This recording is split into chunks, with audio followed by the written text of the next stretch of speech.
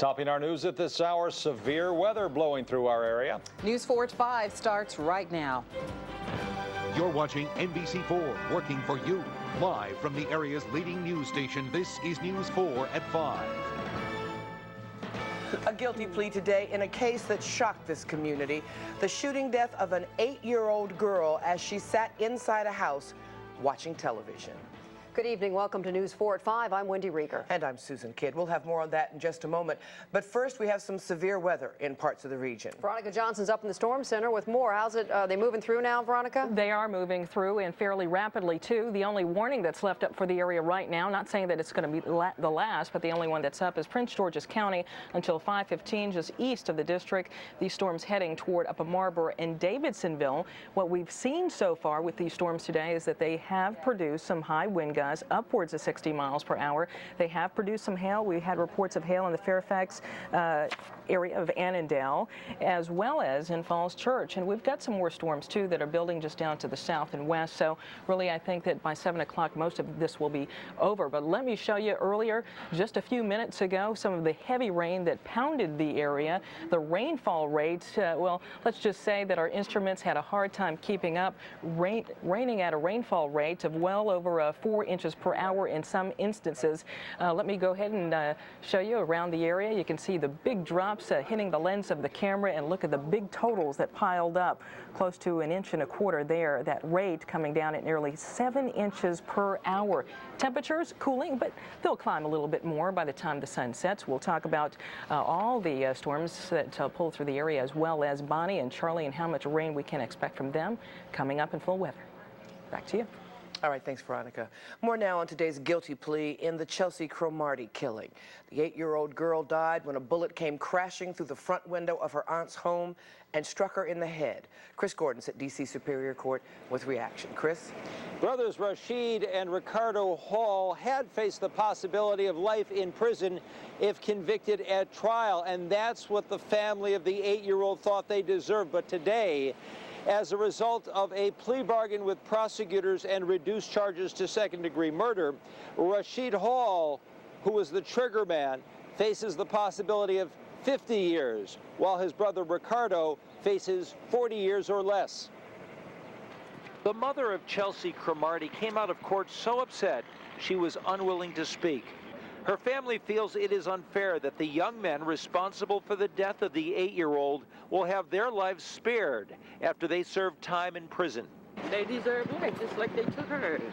8-year-old Chelsea Cromartie was shot in the head by a stray bullet that went through a window and killed her as she sat watching TV on a couch in her aunt's house on May 3rd. She was the unintended victim of a feud that began hours earlier at this carryout when a group of teens insulted Rashid Hall and his girlfriend, and then, according to Hall's attorney, attacked them as Hall drove away. And some young punks tried to kill Rashid Hall just a few minutes before.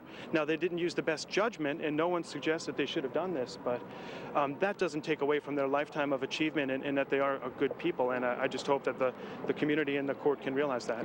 Rashid Hall called his brother Ricardo and told him to bring a hammer, meaning a gun. Then the brothers went looking for the teenagers. They thought they spotted two, and shots were fired, but the only person hit was Chelsea Cromartie. Why did they plead guilty at this time, knowing that the victim's family really wants life terms in prison? Well, they pled guilty because they, first of all, felt a sense of responsibility to save the family more pain of going through a trial. They're very remorseful, and the way you do that in the criminal justice system is to accept responsibility without putting the family through additional heartache. As a result of this plea bargain agreement, the brothers, Rashid and Ricardo Hall, will be sentenced here in November. Because they are young men in their 20s, there will come a time that they will be released and allowed to live their lives, which the family of Chelsea Cromartie says is unfair because they will never get another moment with a little girl. We're live at D.C. Superior Court. Back to you in the studio. Chris Gordon. Thank you, Chris. There is new information about the suspect in the shooting of a 15-year-old girl in the district. He may be implicated in another recent murder. 20-year-old Joshua Ross is charged in the murder last month of 15-year-old Maisha Lowe. She was shot and killed as she sat in a car on F Street Northeast. Police say she was not the intended target. She was the 16th juvenile killed in the district this year. At a detention hearing today, it was revealed that ballistics evidence ties the gun used in the Lowe murder to another murder that was committed 10 days earlier. Ross is now being held without bond. No word yet on when that last suspect that was arrested in the serial bank robberies will be extradited back to our area. Omar Holmes was arrested yesterday in Laredo, Texas. Police believe he was part of a heavily armed band of robbers who held up 6 banks in the D.C. area. Holmes is the 9th person to be charged in connection with these robberies. The other 8 suspects are already in custody. The serial bank robbers are believed to have stolen more than $300,000 during their robbery spree. A crackdown on local motorcycle gang members. Fairfax County Police, along with several other law enforcement agencies, made arrests today, part of a 2-year undercover investigation. This morning, 11 search and arrest warrants were executed in Virginia and Maryland. Investigators arrested 7 suspects. Those suspects charged with drug and firearms violations, promoting gang activity, and various probation violations. Police say the investigation is ongoing and more arrests are expected. Julie Carey will have more on the story coming up on News 4 at 5. 2 men are under arrest after leading police on a chase in a stolen tour bus. The chase began in the district near South Capitol and Forester Street Southwest and ended minutes later in the Forest Heights section of Prince George's County. Mil Arcega is joining us by phone with more on this. Mil? Hi, Wendy. Yeah, it's bus jacking is what you could call it. We're told the whole thing started just outside the Washington Hilton Hotel on South Capitol Street. This was about 1 o'clock this afternoon. Apparently, the driver of the charter bus stepped out of the bus just very briefly, but it was enough time for someone to go in and steal the bus. Now, we're told the law enforcement officers from the district, Prince George's County and Forest Heights, were in about a dozen cars when they took pursuit of this bus.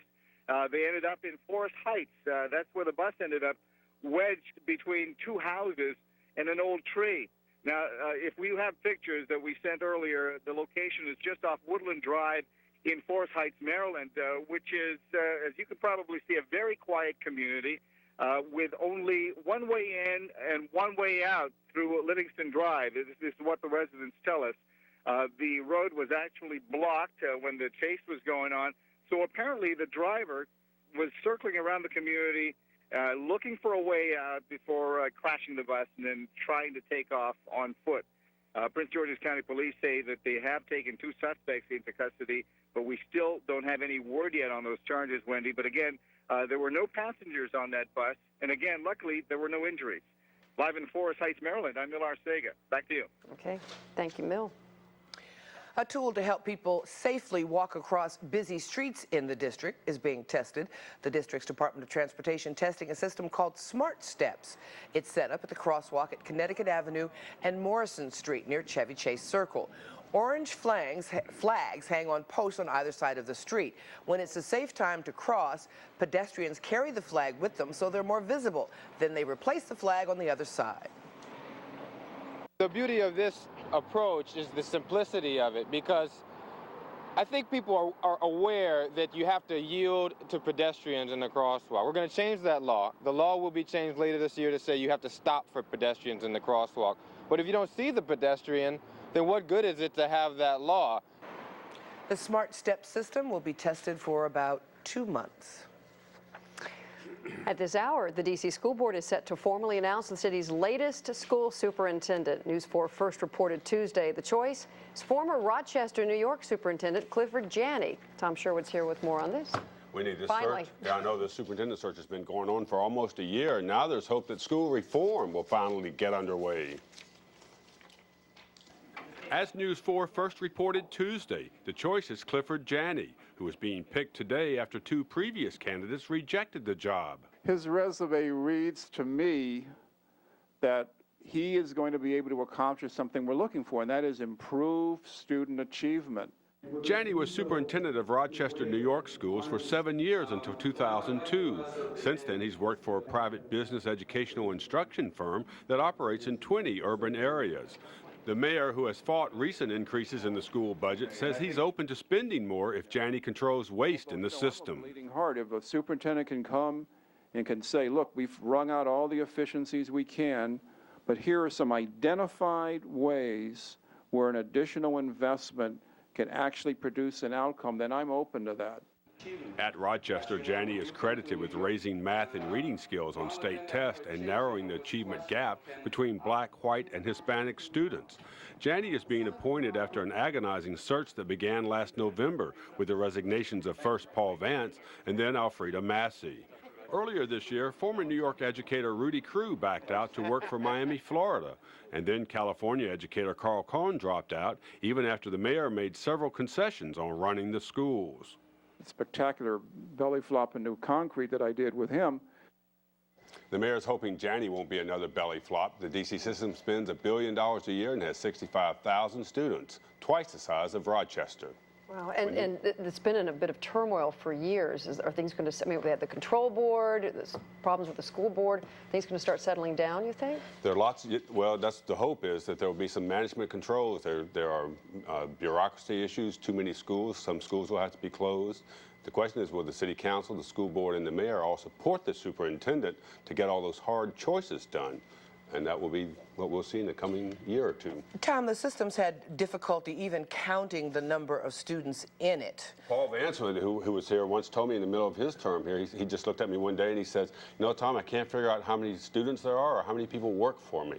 It is considered the last major bureaucracy in the district government. There's all kinds of reforms in the D.C. government over the last 5 to 10 years, and the schools are considered the biggest and most difficult bureaucracy in the city. And that's a lot of money being spent there, though. Yes, and the mayor wants it fixed, and so do the council members of the school board, because if the schools are fixed, they believe more people will move back into the city. The mayor wants 100,000 new residents in the district, and if you have a better school system, that will help keep and bring more people in. Absolutely. They couldn't want it fixed any more than the teachers and the parents. Every person I know in town wants it fixed. All right, thank you, Tom. When News 4 at 5 continues, we'll tell you about an emotional goodbye at funeral services for that armored car courier killed in a holdup. And a local man is going to the mat to bring home a gold medal from Athens. We'll tell you about him. There are 3 new additions here at the National Zoo, Sumatran Tiger cubs. Now, they go on display to the general public tomorrow, but we got a sneak preview. We'll show you what they look like coming up. How are the going? And good afternoon. I'm Ken Forsyth here at the News 4 Traffic Network. Let's take a look right now to show you what's happening. We have an accident southbound 110 around 66, causing a slow trip off of 66, making the trip right now toward the Pentagon, southbound 110 at the Pentagon for the accident out of the road. A quick look in Springfield, 95 southbound. No major problems leaving the Beltway, heading down toward Newington and Woodbridge. Stay right here. News 4 at 5. We'll be right back.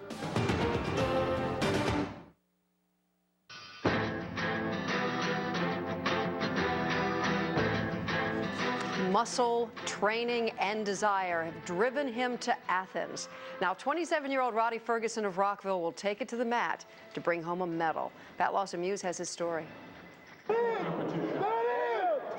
His college coach calls him the closest thing the world will ever have to Superman. He's 5'7", 225 pounds.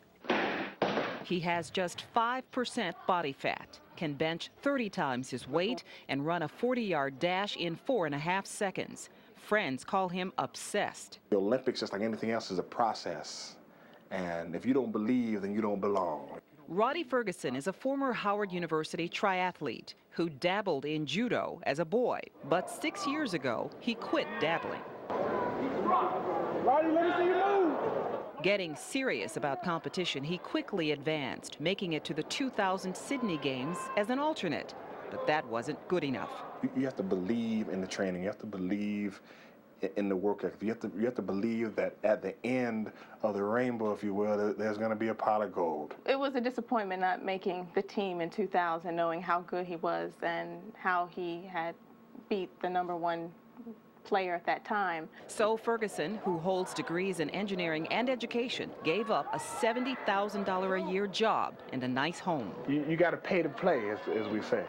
And he paid more. In the past year, he's undergone major ligament replacement surgery, ripped his thigh muscle from the bone, pulled his groin muscle, and dislocated 3 fingers. Still, Ferguson is focused. The mind is stronger than the body, a whole lot stronger. There it is. and he'll use every muscle in his body to bring home the gold. Pat Lawson-Muse, News 4, Washington. Phew.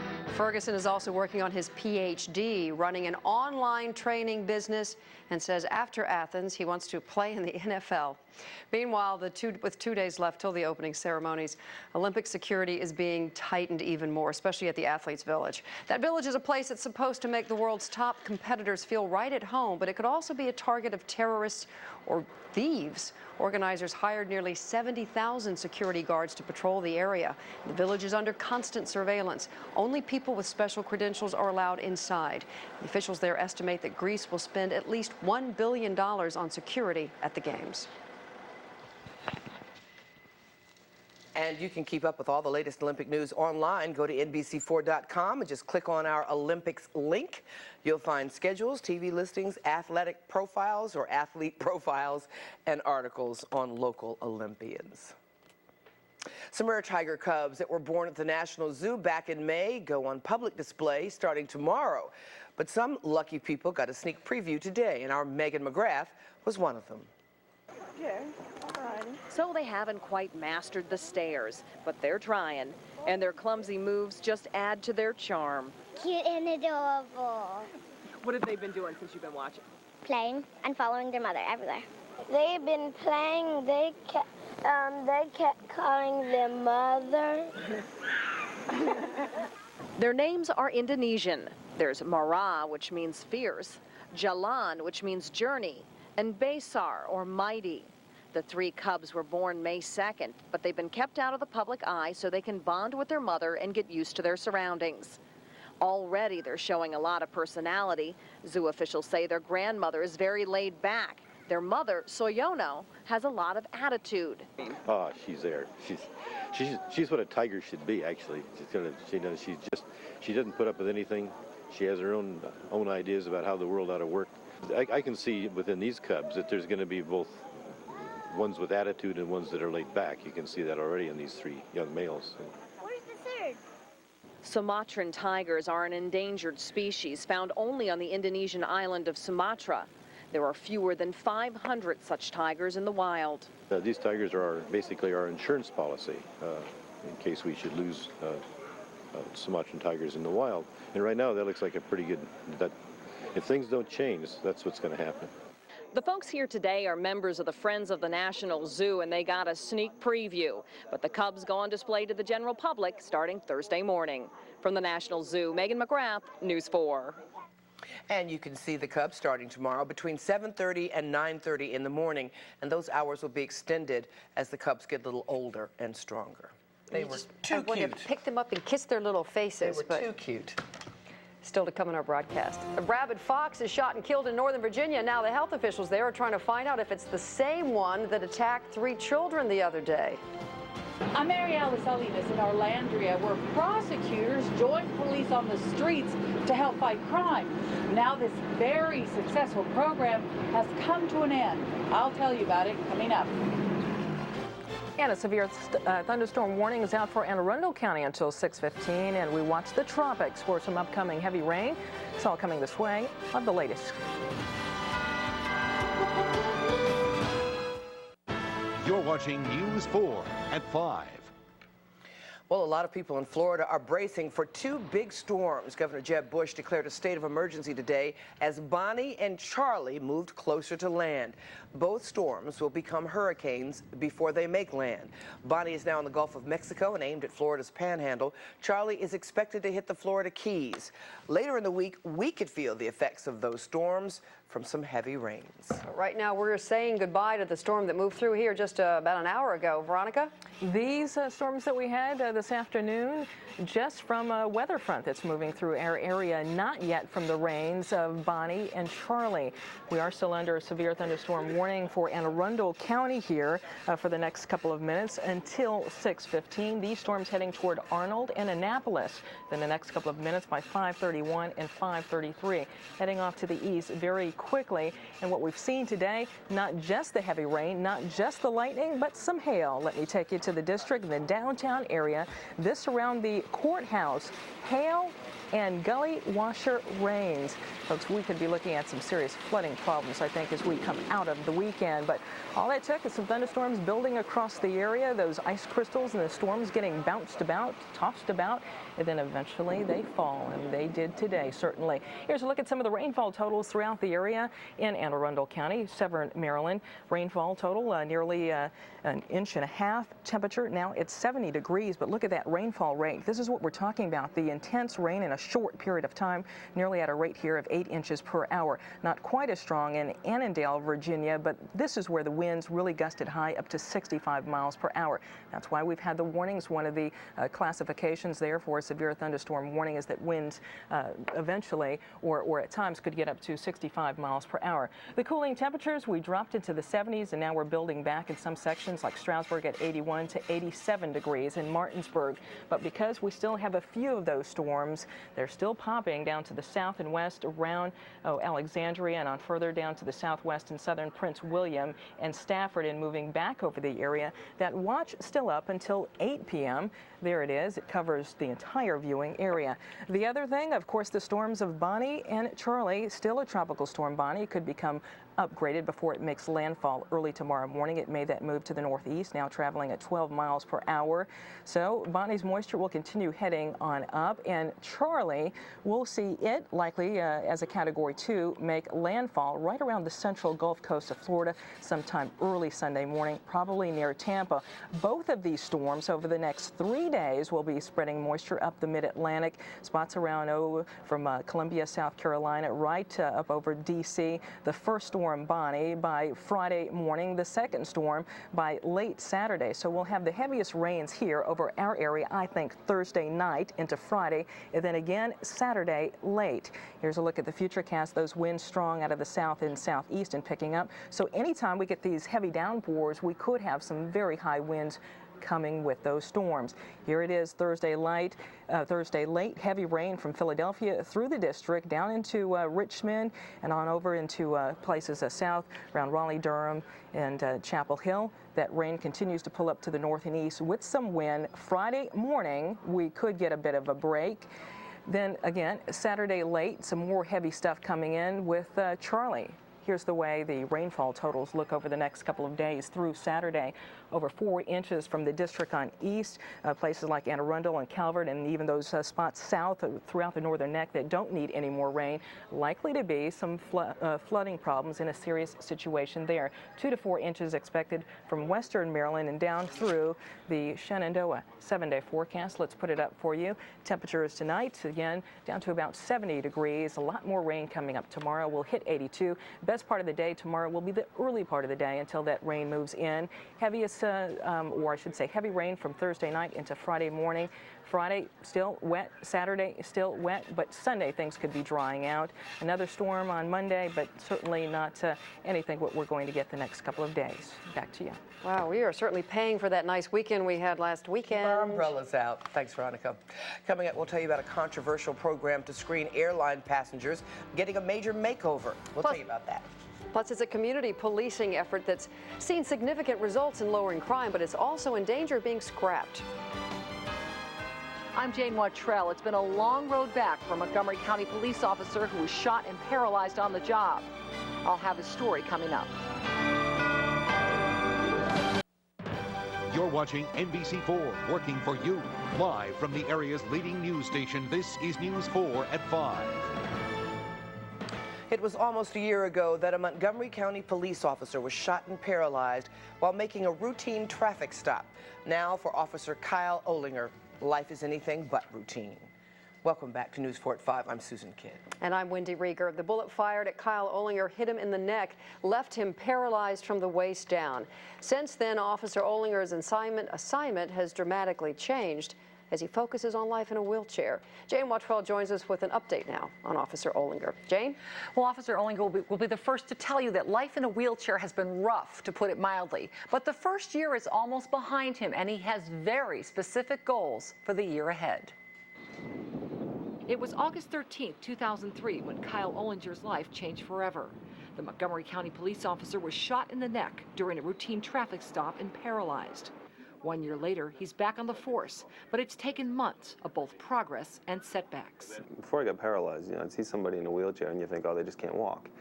There's a ton more things that go along with spinal cord injury. That your whole internal system is changed forever. And I can't do anything quickly anymore. But don't underestimate Ollinger's mental toughness, honed from 2 decades of practicing and teaching the Japanese martial art of Aikido. That training, he says, saved his life. Helped keep me alive because I stayed focused and I could stay aware of what I needed to do to survive. That all falls back on my training. In February, Ollinger received a Medal of Valor for his bravery last year, an inspiration to the force. Now he says his goal is to overcome daily challenges, like getting in and out of his car, a routine that at first took 20 minutes and is now down to 10. So I just deal with whatever I've got to deal with, and it's not been easy. It is hard, but I keep going, and every day a new challenge arises, and every day I learn how to overcome that challenge, and I get better at whatever I'm doing. Kyle Ollinger has 2 goals right now. Short term, he wants to cycle in next year's Marine Corps Marathon. Long term, he says he's determined to walk. Susan? Jane Wattrell. Thank you, Jane. Funeral services were held today for the courier who was killed in Hyattsville while he delivered money for an armored car company. Jason Schwindler was gunned down last Friday by robbers who got away with an undisclosed amount of money. The 28-year-old leaves behind a wife and young son. Schwindler worked for the Dunbar Armored Car Company, the president of Dunbar among the speakers at today's funeral in Millersville, Maryland. We'll have more on the service today and the farewell for Schwindler coming up later on News 4 at 6. Police in Fairfax County say they were able to arrest a serial burglar because of help from people in the community. 29-year-old Esteban Pascual is being held without bond. Police say he's believed to be responsible for at least 6 burglaries in the Colmore community near Bailey's Crossroads. Detectives say they were able to create a sketch and identify the suspect because alert citizens saw the burglar peeping into the windows. He was arrested late last night in Prince William County. For 3 years, an Alexandria prosecutor joined police on the streets to help make them safer. It was part of an experimental project that turned out to be a huge success. But it's come to an end, and Mary Alice Salinas has more. Susan, that is because the federal dollars that pay for it have run out. Tom Cullen is Arlandria's so-called community prosecutor. He's an assistant Commonwealth's attorney who residents credit for helping to cut crime and improve their quality of life. They look better, that's why for my business, excellent, yeah. Perfect. Better and better. But after 3 years, the bilingual prosecutor is no longer working out of a satellite office in the heart of this Latino community. It was shut down last month after federal funding ran out. The office opened after the Commonwealth's attorney noticed that Spanish-speaking residents were the least likely to appear in court as suspects, witnesses, or even victims. Cullen's goal, to reach out to them and to fight and prevent crime. What was more important was to communicate with us what leads to crime so we could try to do crime prevention so that no one would have to go to court. Cullen worked during off hours and on weekends so that residents didn't have to miss work to go to the courthouse. He also worked the streets with police.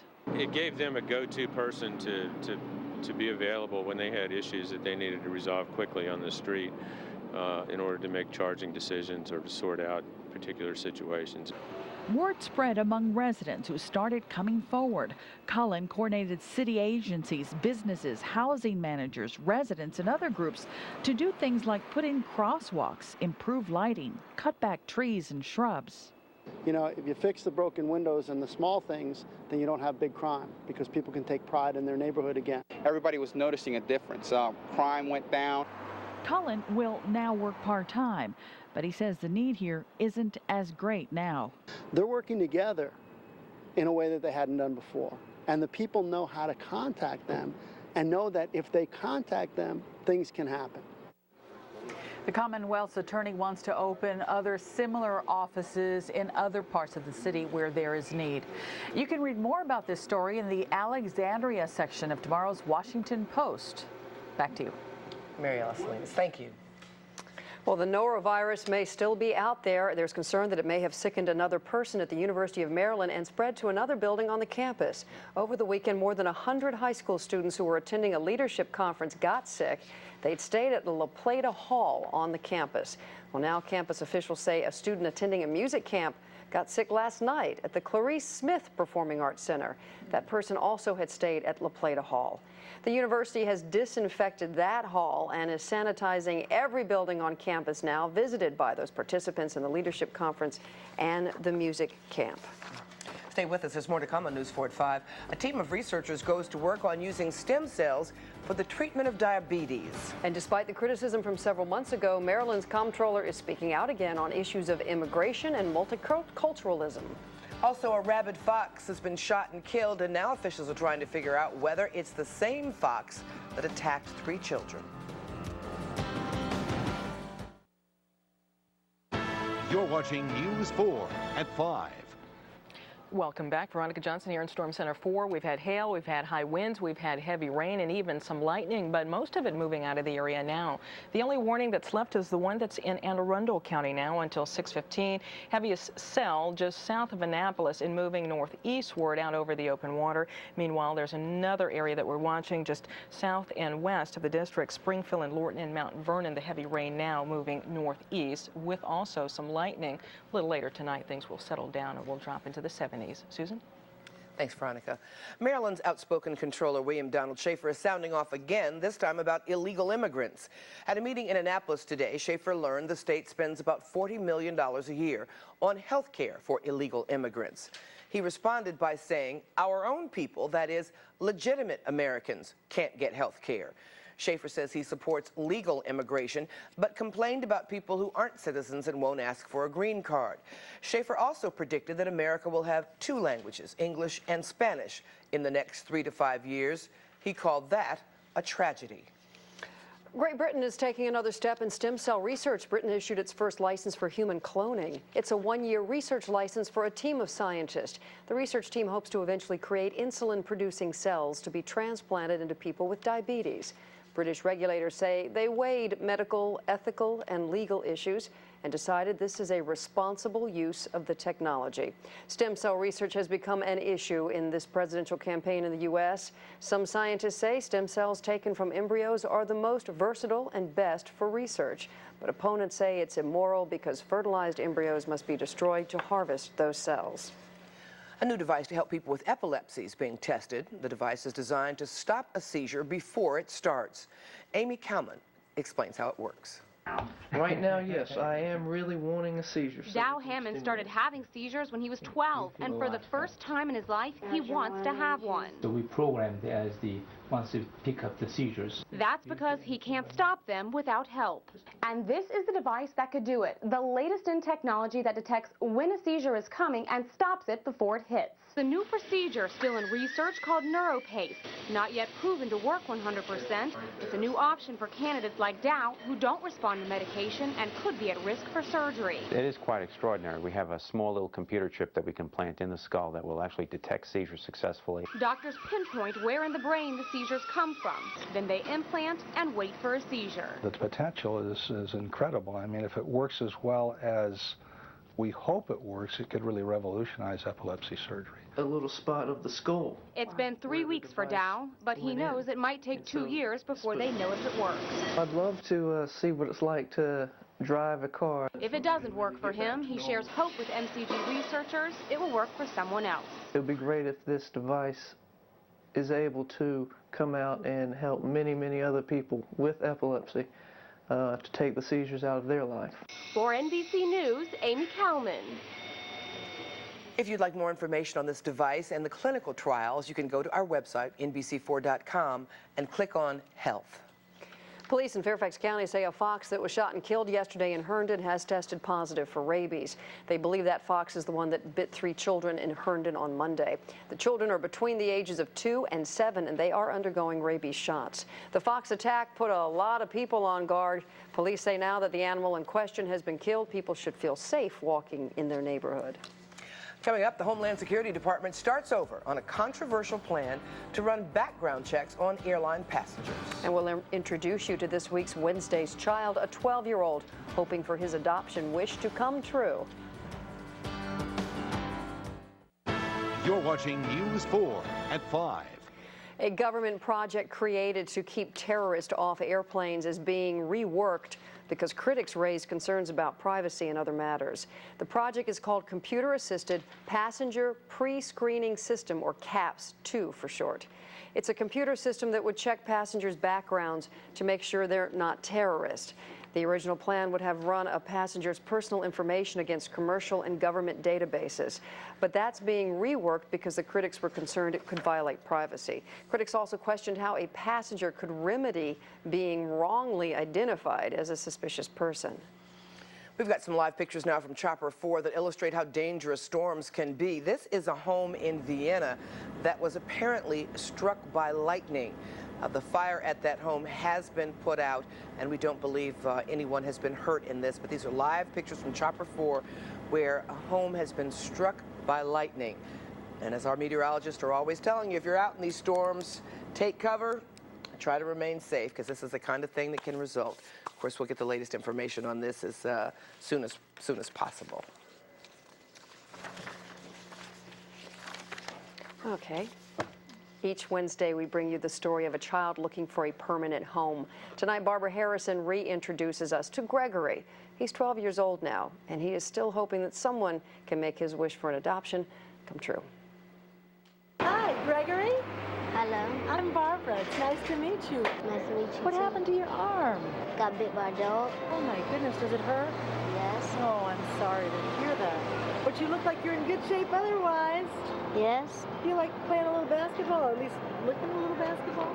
Gregory is a 10-year-old who says playing basketball is one of the things he wants to do when he grows up. Nicole Hawkins of the MCI Center welcomed us for a special tour. Gregory, who is currently in the foster care system, was a little nervous about all the special attention. Gregory came onto the system in 1997 due to physical abuse and improper care from parents. He's been in the system for 6 years. Gregory was all smiles when he got to shoot a few baskets on the court where the big guys play. But he said we shouldn't expect much because of his injury. I can't shoot with this hand. I shoot with this hand. Gregory is a really bright and happy young man. He's very athletic. He loves to play basketball and rollerblading and football, and very active in his neighborhood. Being a basketball fan, Gregory got a real treat when he got to meet one of his favorite players. Who is that? That's Kwame Brown. Kwame Brown. You recognized him. Is he taller than you thought? Kwame told him to work hard at whatever he does and always remember to make those who love him proud. Do you know what adoption means? Yeah. What? When they keep you. He'll make somebody a wonderful son, so we really hope somebody will call us for Gregory. He says he knows that good parents love their children. And what about kids? They love them back. That's the kind of family Gregory would wish for, if he believed in wishing. Did you ever have a wish that came true? No. Never? Maybe this time. Barbara Harrison, News 4 for Wednesday's Child. If you have room in your home and your heart for Gregory or another child who's waiting, please call our special adoption hotline. That number is 1-882-ADOPT-ME, or you can log onto our homepage at NBC4.com. Right now, let's check in to see what we're working on for News 4 at 6. Here's Jim Vance. Susan, local and federal law enforcement officials have busted a local biker gang. We'll tell you about that also tonight. Boy charged with bringing guns to school reaches an agreement in court today. I'm Jeff Napshin. Find out what happened coming up. Those stories and more coming up at 6 o'clock, folks. Thanks, Jim. Still to come, the Skins get ready for their second preseason game. George is going to join us from Redskins Park. George? Good afternoon, Wendy and Susan. Coming up, a veteran returns to the Redskins. He may be older than Sonny Jurgensen. We'll explain as News 4 at 5 continues.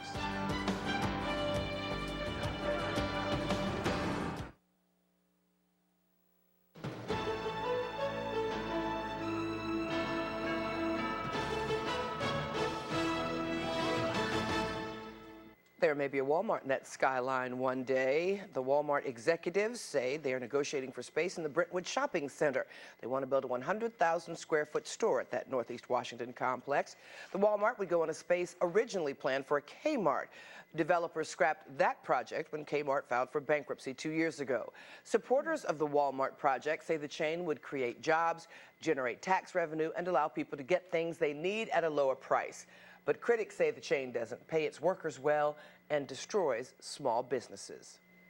It's estimated nearly 10,000 people took part in the Omar Holmes Norton Job Fair today. They lined up at the new convention center in Northwest, hoping to impress some of the 70 potential employers inside. Low-paying temp jobs, or little to nothing, so it's hard to find a job out, especially in the DC area. You make a mistake, you pay your debt so-called to society, but then you still pay them. You know what I mean? You still pay, it seems to me. You just keep paying and paying and paying, you know? But I'm keep plugging. I'll be okay. This is the 7th year that Congresswoman Norton has held this job fair. She says she especially hopes it made a difference for the African Americans there. Unemployment in the black community climbed from 10% in June to 11% in July. That's twice the national average. Let's get the latest on the rush hour with those storms moving through. Ken Forsyth, has it wreaked havoc on the roads? Okay, well, we're not going to do traffic. We're going to do weather because of those storms moving through. Veronica, has it wreaked havoc on the roads?